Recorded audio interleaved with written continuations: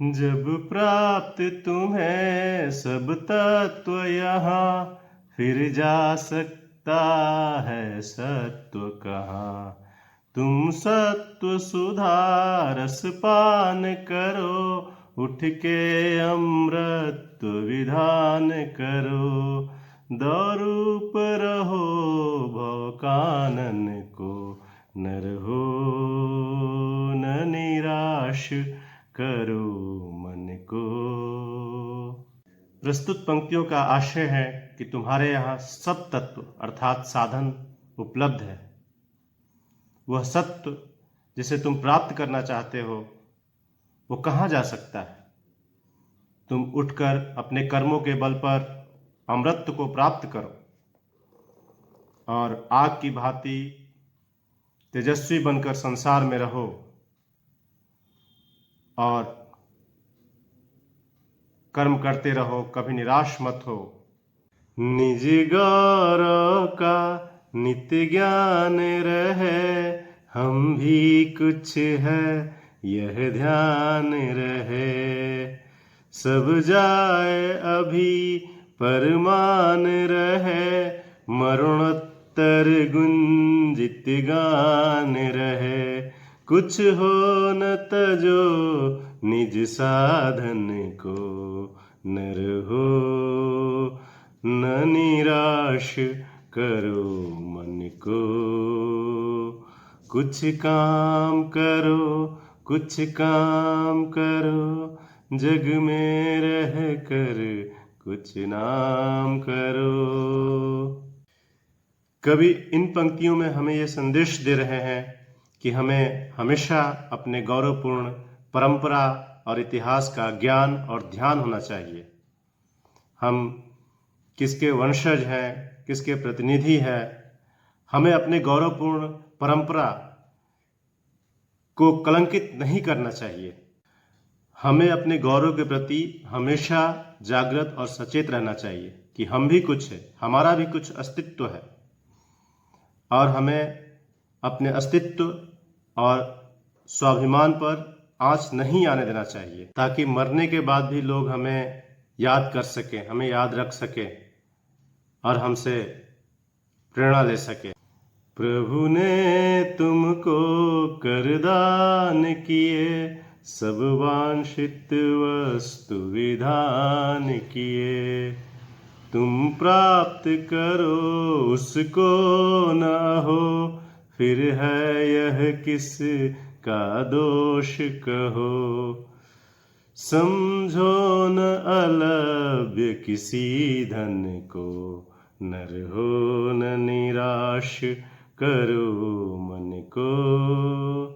कुछ काम करो कुछ काम करो, जग में रह कर कुछ नाम करो।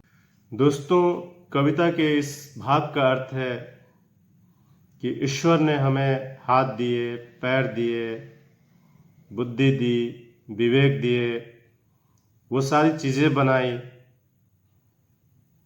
जो हमारी ज़रूरत की होती है।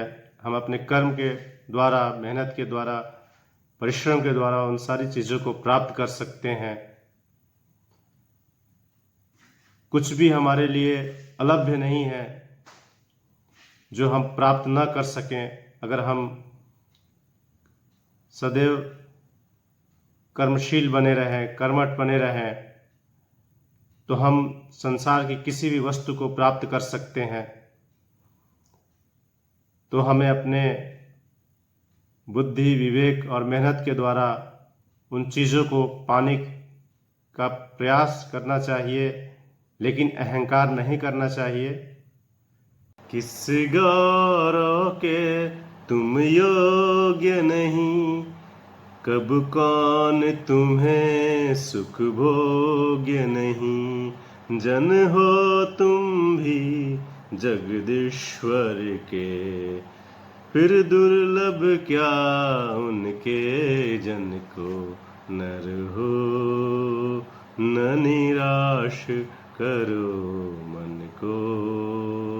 इन पंक्तियों में कवि निराश, हताश मनोदशा के लोगों से प्रश्न करते हुए यह कह रहे हैं कि ये बताओ तुम संसार के किस गौरव के योग्य नहीं हो, अर्थात तुम संसार में हर गौरव को प्राप्त करने के अधिकारी हो, योग्य हो और सक्षम हो।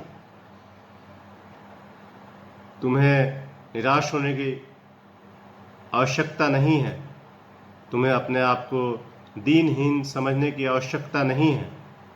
तुम अपने कर्मों के बल पर हर प्रकार के सुखों को प्राप्त करने के योग्य हो।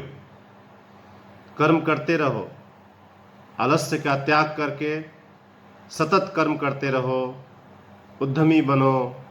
तुम संसार में कोई ऐसी चीज नहीं है जिसे तुम प्राप्त न कर सको। तुम जगत के स्वामी ईश्वर के जन हो, उनका आशीर्वाद तुम्हारे साथ है। तुम्हारे लिए क्या असंभव है, क्या दुर्लभ है, तुम जो चाहो उसे प्राप्त कर सकते हो। करके विधिवादन खेद करो, निज लक्ष्य निरंतर भेद करो।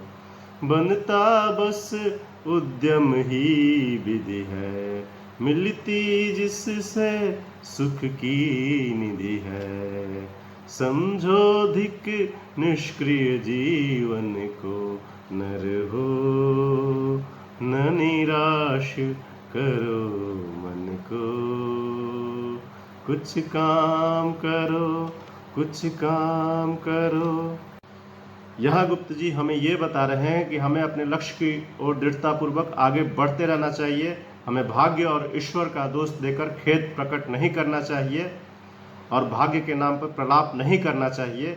वास्तव में ये कैरों का काम है। जीवन में याद रखो, उद्यम, कर्म और प्रयास ही हमारे भाग्य का निर्माता है। वही विधि है, वही ईश्वर है। यह उद्यमशीलता ही सुखों का खजाना है। इसलिए उद्यमशील बनो, कर्मशील बनो, कर्म करते रहो। निष्क्रियता, भाग्यवादिता, अकर्मण्यता, आलस्ययुक्त जीवन को धिक्कार है। तुम मनुष्य हो, तुम्हारे अंदर अपार क्षमता है। इसलिए विपदा की घड़ी में तनिक भी निराश मत हो। कर्म करते रहो और दृढ़तापूर्वक आगे बढ़ते रहो।